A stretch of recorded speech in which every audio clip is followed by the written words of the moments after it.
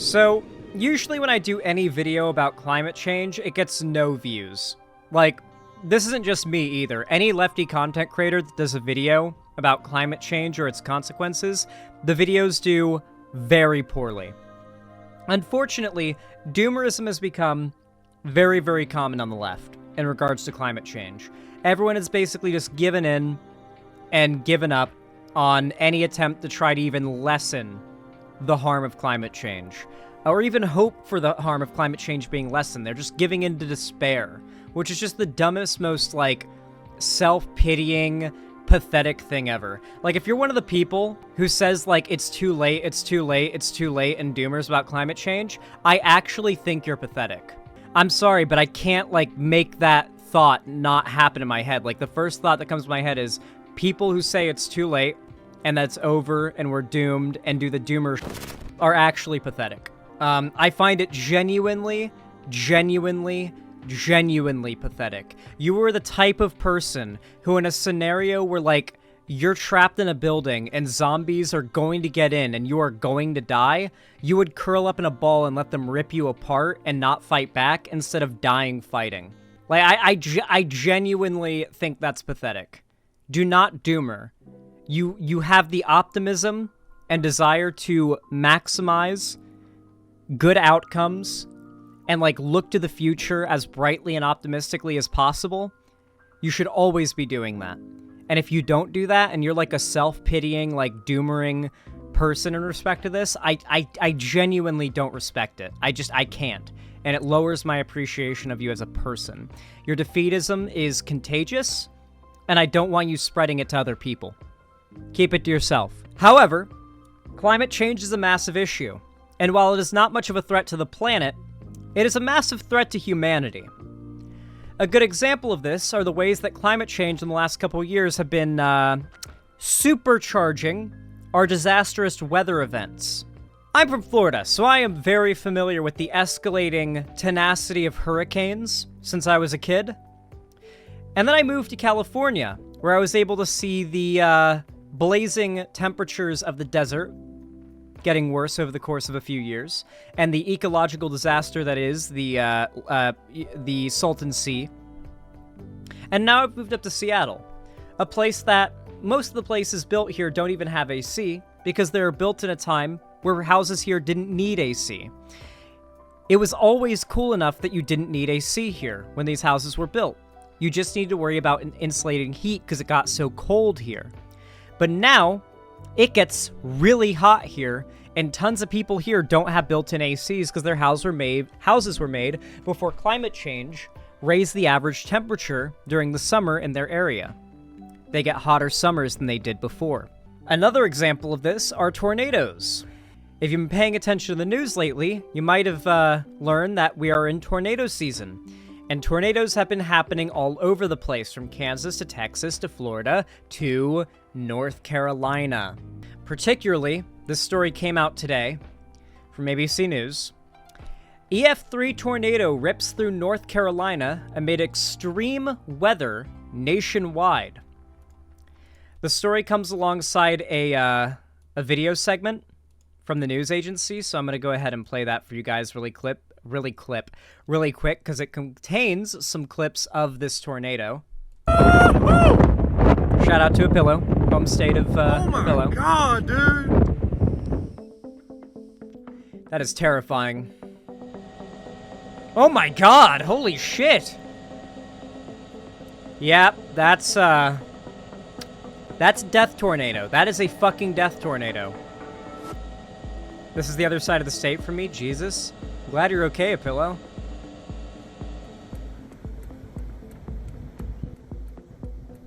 Tornado comes as torrential rain caused flooding in Kentucky, and states from California to South Florida continue to experience intense heat. This is going to happen worse and worse every year, guys. The winters are going to get crazier, too. That's the crazy part. The winters are going to get weirder. Falls and springs will be somewhat normal for now, but it's going to be summer and winter that are going to be extremes and super unpredictable and weird. And it's going to get worse and worse every year until we start reversing the trend.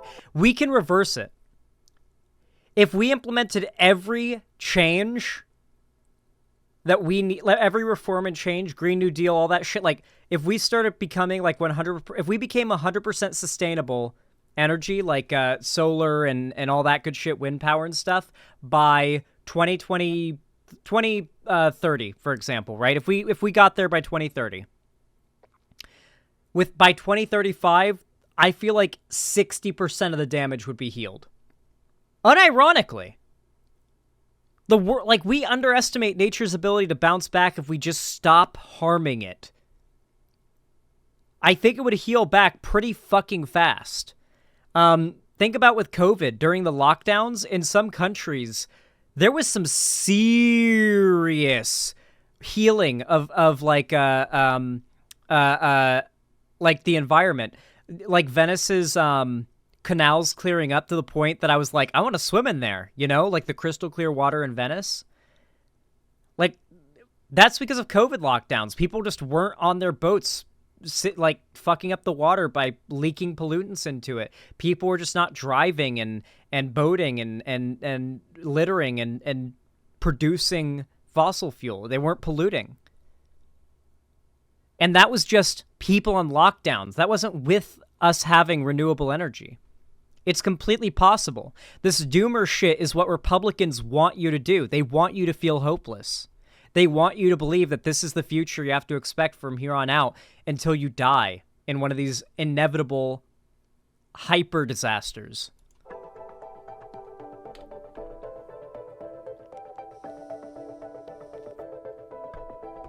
Okay, this is unrelated. I don't know why it started playing this. Okay, cool. A powerful tornado ripped through central North Carolina for more than a dozen miles on Wednesday, destroying homes and injuring residents, according to officials. The National Weather Service said early Thursday that a preliminary damage survey indicates the tornado was an EF3, with peak winds up to 150 miles per hour. It's the first EF3 tornado ever observed in central North Carolina in the month of July, and the strongest twister for this time of year on record in the state.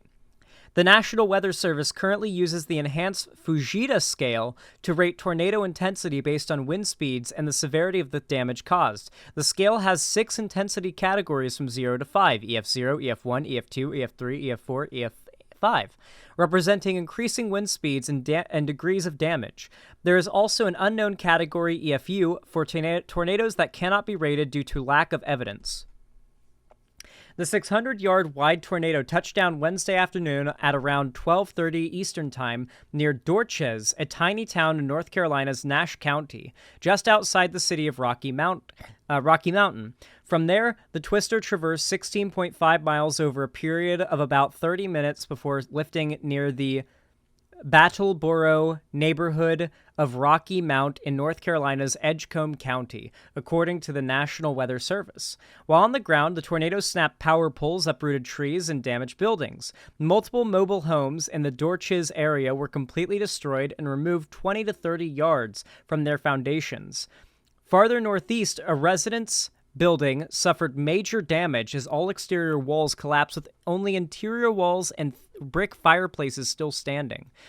The twister also flattened a metal truss tower connected to the electrical transmission line, as well as caused significant damage to metal warehouse buildings near the Belmont Lake Golf Club in Rocky Mount, according to National Weather Service. Whew. I live in central North Carolina, so thank God I was far from this. It's really scary. It's really scary that, like, we're just going to continue to see insane escalations of this until something is really done about it. But we can reverse it. We can reverse this stuff. We can reverse the more obvious pollution things, and we can reverse these natural disasters. The best example is Venice, Italy. The canals clearing up because of COVID. Look at this shit. I know the meme of, like, oh, nature is healing was, like, really cringe and all, but look at this. This is after a few months of lockdown.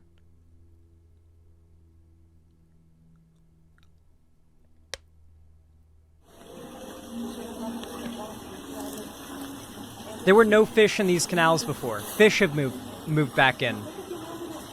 I'm sure it's undone now, but, like, fish moved back in. Baby fish, like populations were starting. Dolphins were coming in. That's a bottlenose.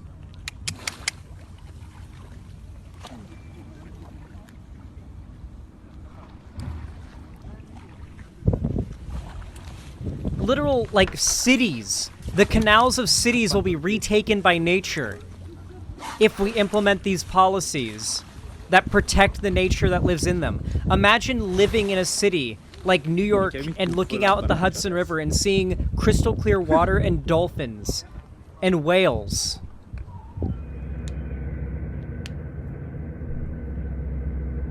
This is not an impossible future that we could achieve.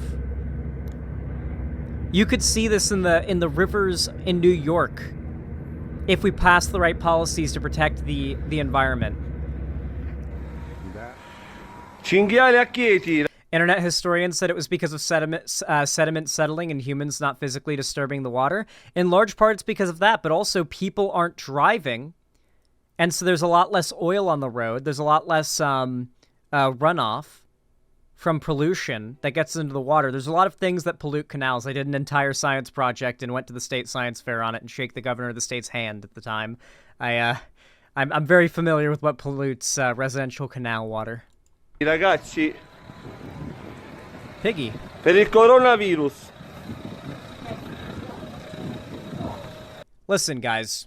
That's after a couple months of lockdown, okay? Not even serious environmental reform. Just a couple months of lockdown. Do not doomer. Use the fear you have, the despair you feel about the future as motivation. Do everything in your power. And that's what we talk about on this channel. Things that you can do within your power to help these things. And it starts in the local level. Vote in your local elections. Vote for your local judges, your local mayors, your local school board officials. Vote for your local wildlife, like your local sheriff is a big one. Vote for your local wildlife agency heads. Whether or not the local parks and recreation, the local wildlife agencies in your area are well-funded or well-run is determined by who is elected to run it or who's elected to select the person to run it. You need to pay attention to these things because it starts on the local level. You can create an island of this for yourself if you actually take the initiative to improve your community. But don't neglect the national or the world scale either. But obviously, where you have the greatest effect is your community. And the smaller your community is, the more of an effect you can have. So yeah, please don't doomer. Don't give in to the despair. It's what the Republicans want.